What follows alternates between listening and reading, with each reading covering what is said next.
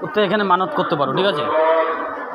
তোমাদের জন্য তোমাদের ভিডিও করতে গেলে আমি উপযুক্তি পারলাম না এখন, ঠিক আছে? ভিডিও করার পরে তারপর পরে দেখবো। যারা এখানে আসতে পারোনি তাদের জন্য প্রত্যেকে পেজটাকে ফলো করে রাখবে।